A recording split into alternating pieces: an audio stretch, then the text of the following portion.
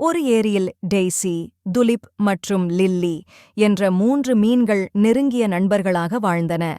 Lily மற்றும் tulip தங்கள் அழகுக்கு பெயர் பெற்றிருந்தனர். டெய்சி தன் புத்திசாலித்தனத்திற்கும் சிந்தனையுள்ள தன்மைக்கும் புகழ் பெற்றிருந்தாள். துலிப் இனிமையான குணமும் புத்திசாலித்தனமும் கொண்டிருந்தாள். டெய்சி மற்றும் துலிப் எந்த ஒரு செயலையும் ஆராய்ந்து முடிவெடுப்பார்கள். ஆனால் லில்லி விதியை நம்பினாள். நிலைமையை யாராலும் மாற்ற முடியாது என்று அவள் கருதினாள்.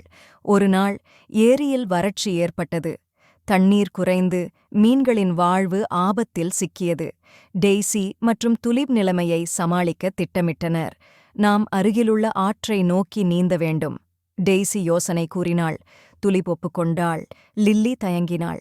விதி என்னவோ அது நடக்கும் என்று அவள் கூறினாள். டெய்சி மற்றும் துலிப் லில்லியை தங்கள் திட்டத்தில் சேர்க்க முயன்றனர். ஆனால் அவள் மறுத்துவிட்டாள்.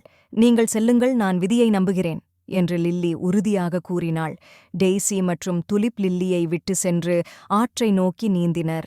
பல தடைகளை தாண்டி டெய்சி மற்றும் துலிப் இறுதியில் ஆற்றை அடைந்தனர். அங்கு அவர்கள் புதிய வீட்டை கண்டுபிடித்து மகிழ்ச்சியாக வாழ்ந்தனர். லில்லி ஏரியில் தனியாக விடப்பட்டாள்.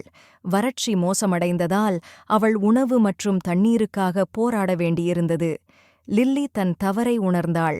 டெய்சி மற்றும் துலிப் போல தைரியமாக முடிவெடுக்காததற்கு வருத்தப்பட்டாள். டெய்சி மற்றும் துலிப்பை தேடி லில்லி ஆற்றை நோக்கி நீந்தத் தொடங்கினாள். பல நாட்கள் பயணத்திற்குப் பிறகு லில்லி டெய்சி மற்றும் துலிப்பை கண்டுபிடித்தாள். தன் தவறை ஒப்புக்கொண்டு அவர்களிடம் மன்னிப்பு கேட்டாள். டெய்சி மற்றும் துலிப் லில்லியை மன்னித்து தங்கள் வீட்டில் சேர்த்துக் கொண்டனர். கதைக்கரு: விதியை நம்புவது நல்லது, ஆனால் தைரியமாக முடிவெடுத்து செயல்படுவதும் முக்கியம்.